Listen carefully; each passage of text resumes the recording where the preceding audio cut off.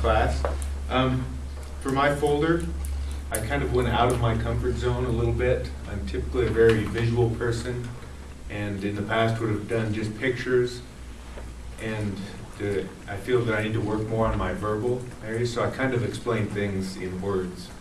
So I'd like my classroom to be a community, not just one teacher and a bunch of kids, but kind of working together. I see myself as being the guide. I'd like to be patient with the students. They're not always, high school students are not always going to want to be your friend. They're going to dislike you at times, and I just need to have patience to work with them, help them through, remember what it was like to be in high school and have that teacher that comes along and is patient and guides you through tough times. Students' part, I want them to be intrigued. I want them to want to learn. I want them to look at something and say, that's confusing, can we talk about it a little more? Exploration. In science, we're going to do a lot of exploration. That ties in with it. Go for it.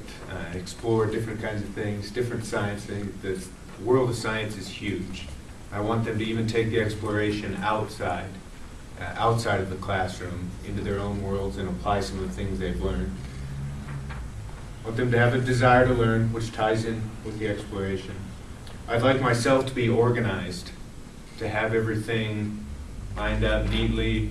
There's some teachers' desks that are just a mess, and the student comes up and says, well, I don't know where that is. So organization, have things lined up. I'm motivated.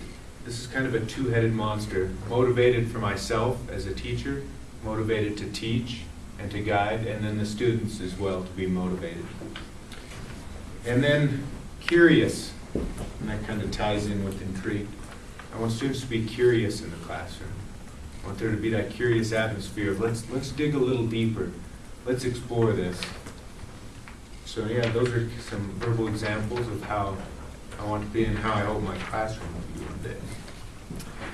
My quote, I'll explain the story behind it, why I found it significant, but 100 years from now, it will not matter what my bank account was, the sort of house I lived in, or the kind of car I drove. But the world may be different because I was important in the life of a child. It's by Kathy Davis. The importance in this is because I hear often, I have an undergrad degree in pre-med. Sat for the MCAT, went through all the medicine, and then people ask me now, why are you going to be a teacher? Geez, you went from the riches of big house, expensive car, and all that to teach you. You're crazy.